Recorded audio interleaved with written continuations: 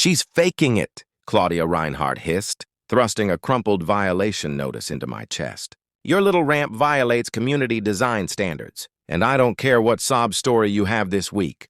Her tone was sharp enough to cut skin. Claudia, president of our HOA board, stood on my porch like she owned the entire street, heels planted, clipboard ready, smug and certain she'd win this round. Behind her, the morning sunlight gleamed off the polished cars and matching mailboxes of Silver Pines Estates, the kind of place where people whispered instead of living. I didn't flinch, I just glanced down at the paper and said, "You might want to check the ATA section before you find me again." Her painted smile flickered for half a second, and I saw at the small fracture in her confidence. If you've ever had someone threaten your child's independence, in the name of aesthetic, hit subscribe right now. Because what happens next will make you question what kind of power these HOAs think they have. "My name's Daniel Mercer," I told her evenly. Folding the paper in half, "I'm a civil rights attorney, the kind that's written briefs on accessibility longer than your entire rule book. I didn't raise my voice, I didn't need to. There's a kind of power in staying calm while someone digs their own grave with every arrogant word." But she wasn't listening. They never do at first. She only saw what she wanted, a family that didn't fit her perfect picture, a father who refused to tear down a wheelchair ramp because his daughter needed it to leave the house. Lily was inside watching from the window. 15 years old and already too familiar with the sound of judgment. She'd spent half her life proving to the world she could move, without pity that the accident didn't take everything from her. The ramp wasn't just wood and nails, it was her freedom, her morning sunlight. Her link to normality, Claudia called it unsightly. I called it the line I wouldn't let anyone cross. Claudia circled the ramp, tapping her pen against the railing, like she was inspecting a crime scene. "This was built without board approval. You'll be fined $100 a day until it's removed. Non-compliance can result in lien action." Her words hit like static, but I'd already started mentally filing her mistakes. No mention of the ramp in the bylaws. No accessible modification clause. No legal disclaimer in her letterhead. My pulse steadied as hers rose. She had authority, but I had something stronger. Proof I'd seen people like her before. Authority addicts, they disguise control as community. Disguise prejudice as policy. She wanted me to beg to apologize. To show fear instead. I watched her walk back to her silver SUV, high heels snapping against the pavement like a countdown clock. When she drove off, I leaned against the railing, the same one she'd tried to outlaw, and felt the faint groove of Lily's initials carved into the wood. She'd done that the day she took her first steps after the accident. Laughing through tears, I remember sanding the ramp by hand that night, the smell of pine mixing with hope. That ramp wasn't a modification. It was a promise now. Claudia wanted it gone because it didn't match the neighborhood's character. I looked around at the uniform lawns, the sterile perfection, the silence that smelled like money and fear. Maybe she was right, it didn't match. It was alive like the girl who used it. Inside, Lily wheeled over, eyes searching mine. "Is she serious?" "She's serious," I said quietly. "But she's also wrong." I turned to the window and caught my reflection next to hers. Father and daughter, defiant silhouettes framed by the wood she built her confidence on. Somewhere deep in my chest, a familiar stillness settled in. It was the same one I'd felt in court before a case turned. The same one that came before I exposed a system's weak spot.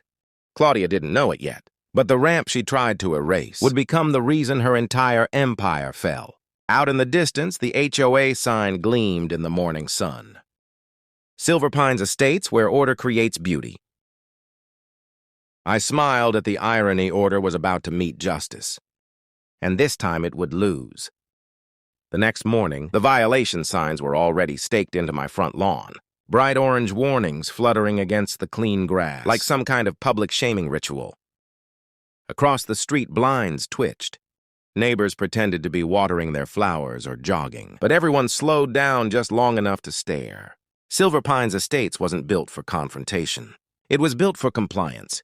And Claudia Reinhardt knew exactly how to weaponize that. By the end of the week, 3 more envelopes arrived, each one thicker than the last, listing new fines and daily accrual penalties. The language was deliberately intimidating. Words like non-compliance violation, escalation and lien preparation, I stacked them neatly on my desk.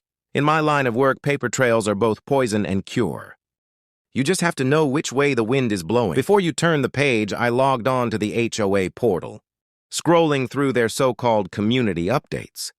There it was a newsletter post written by Claudia herself. Certain residents continue to disregard Silver Pines as aesthetic. Covenant enforcement measures are underway. No names, but everyone knew who she meant. The comments were polite daggers. So sad how some people think they're above the rules.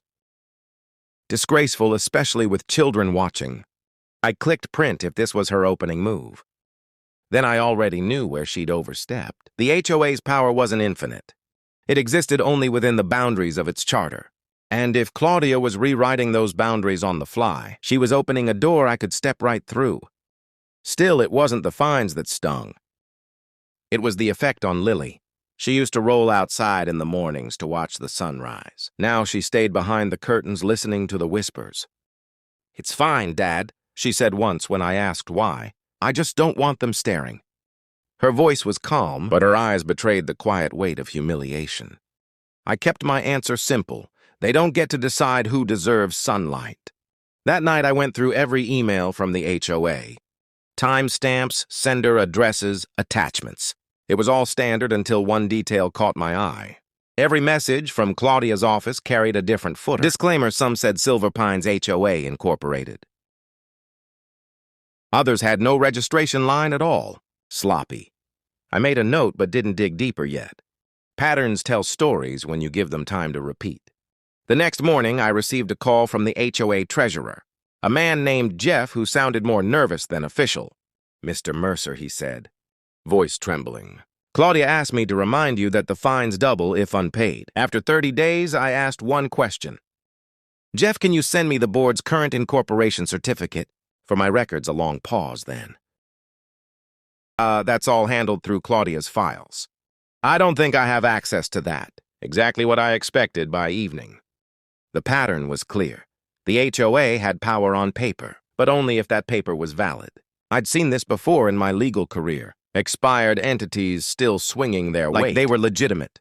They write fines, issue threats, and everyone obeys, because fear is easier than research. Claudia was betting on that. She'd never met someone who could read a legal bluff in a single paragraph. But even strategy couldn't protect against emotion.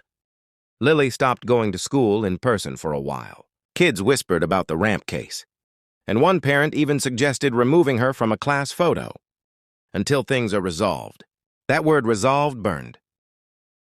As if accessibility were an inconvenience waiting to be tidied up. I tried to hide my frustration, but anger seeps through the cracks no matter how steady your tone.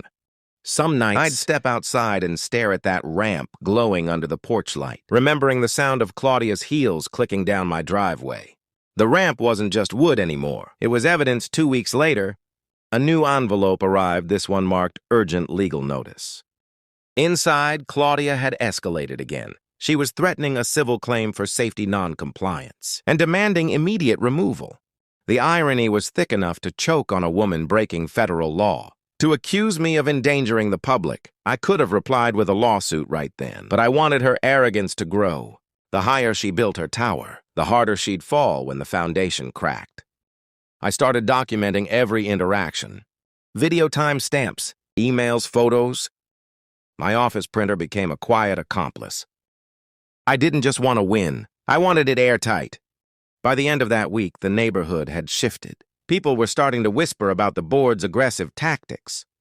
Someone anonymously slipped a note under my door. "She's been doing this for years." Most of us just give in. That was the moment I realized. This wasn't just about my ramp or my daughter. It was about the kind of fear that keeps good people quiet. And I don't do quiet. I didn't know who left the note under my door, but I knew where to start looking. Fear leaves patterns, and every pattern has a witness. In Silver Pines, that witness was Mark Ellison, the quiet man who sat inside the HOA's security booth. Like a forgotten relic, he'd retired from the police years ago. But old habits die slow. He still carried himself like someone who'd seen too much and trusted too little. I found him that night at the edge of the cul-de-sac, the glow from his small booth spilling across the road.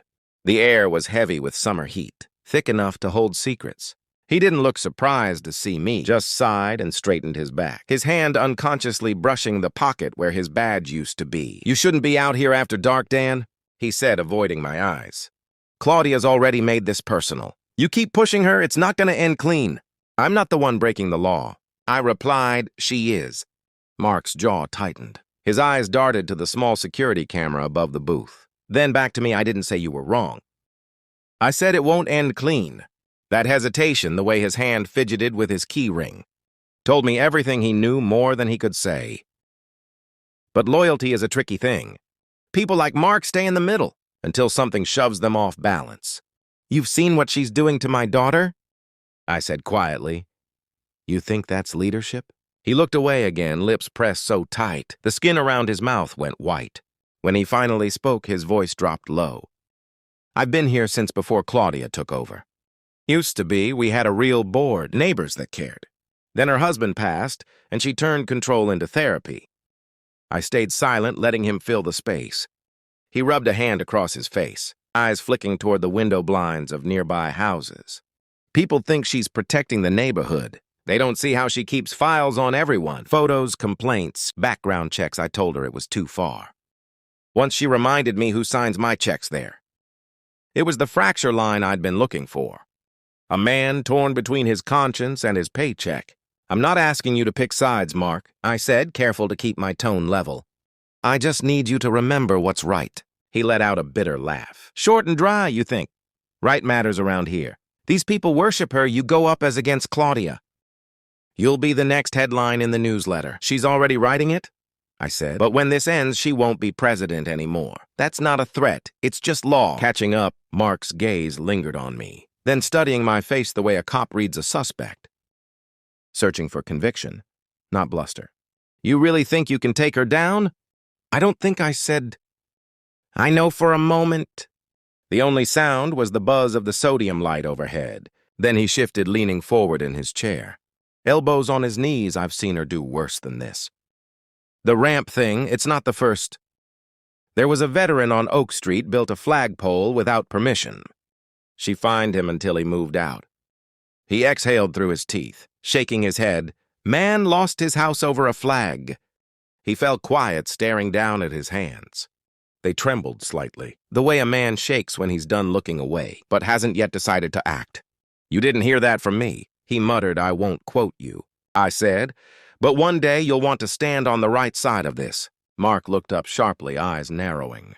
"And what side's that? The one that doesn't use fear to keep order?" He didn't answer. His fingers tapped against the desk in slow, uneven rhythm, an old nervous tick. Maybe the sound reminded me of a countdown when I turned to leave. He called after me, "You know, Claudia's got connections downtown. City inspector, even a deputy clerk. You start poking holes, they'll close ranks." I paused at the curb, then I'll dig deeper. Mark didn't speak again, but when I looked back, he was watching me with the expression of a man who wanted redemption and didn't yet know how to earn it. His hand hovered over the radio, not to report me, but like he was rehearsing what courage might feel like. When he finally pressed the button, that was the moment I knew. Silver Pines wasn't loyal to Claudia out of belief. It was loyal out of fear. And fear in my world was the easiest thing to dismantle. The next morning, fear had a face again. Claudia Reinhardt's, framed perfectly against the polished oak of the HOA conference table. Her smile was tight, practiced, and venomous. I hadn't been invited to the meeting, but that didn't stop her from mentioning me in front of the board. Like I was an urban legend. Through the glass walls of the HOA office, I could see her pacing, gesturing toward my name on a stack of printed letters. I stood outside, silent, watching her power unravel in real time. Her voice carried even through the door. "If we let Mercer defy us, everyone else will follow. He thinks he's special because of that structure." She hesitated before saying the word ramp, like it tasted wrong in her mouth. "We can't let emotion dictate enforcement." Inside, the board members nodded like wind-up dolls, each terrified of being next. When she finally stepped out, she froze. "Daniel," she said, forcing a smile. "This isn't the place for you." I know, I replied, but the courthouse is. Her eyes narrowed. The smile thinning. "You filed something?" "Not yet," I said. "Just documenting every violation of federal accessibility law. Don't worry, you'll get your copy." The composure slipped for a second. It was small, but it was there. The twitch in her jaw that betrayed fear. She adjusted her blouse, turning away before she could be seen unraveling. "You can't intimidate me with your credentials?" "I don't need to," I said quietly. The law already did. By the time I walked back to my car, I could feel the neighborhood silence pressing in from all sides. Word traveled fast in Silver Pines. Within hours, neighbors were whispering about how Daniel confronted the board, and Claudia's losing her grip. The ripple had begun that afternoon. A bright yellow notice was taped across my front door. It wasn't a fine this time. It was an official threat of lien and property seizure. My daughter saw it before I did. I came home to find her sitting on the porch, the paper clutched in her hands, her face pale. "Are they taking our house?" She asked no. I said, crouching beside her. "They're trying to scare us." She looked down at the paper again, her voice trembling. "I just wanted to go outside." "I didn't ask for any of this." The words cut deeper than she knew. I'd spent my career defending people who couldn't fight back. Now my own daughter was learning what injustice looked like up close. That night the rain came slow at first. Then relentless, the ramp glistened under the downpour. The water collecting in small rivulets that shimmered beneath the porch light. I watched it from the living room window. Laptop open, HOA by laws pulled up beside federal ADA case law. Somewhere in that overlap of arrogance and ignorance, Claudia's undoing was waiting. When I reached Article 9 of their governing document, I stopped. Every HOA by law has to list its registration number, renewal date, and corporate status. Silver Pine's document had none of it, just a vague reference to board authority under state statute. My pulse quickened if they'd failed to renew their corporate charter. Every fine, every notice, every threat was legally meaningless. I opened the state's public record portal, typing Silver Pines Estates Homeowners Association. No results. I tried alternate spellings, nothing. My hand tightened around the mouse. This wasn't a clerical error. It was negligence. They'd lost their legal standing and kept operating anyway. Outside, thunder rolled like punctuation. The next day, I drove to the county clerk's office. The smell of paper and dust hit me as I stepped inside, a familiar battlefield.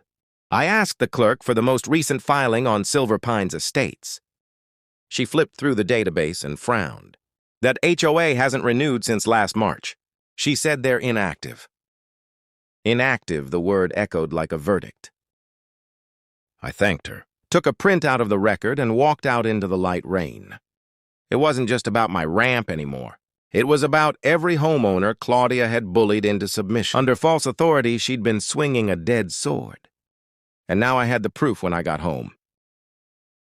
Lily was waiting by the door. "Did you find something?" I smiled for the first time in weeks. More than something, I found her foundation.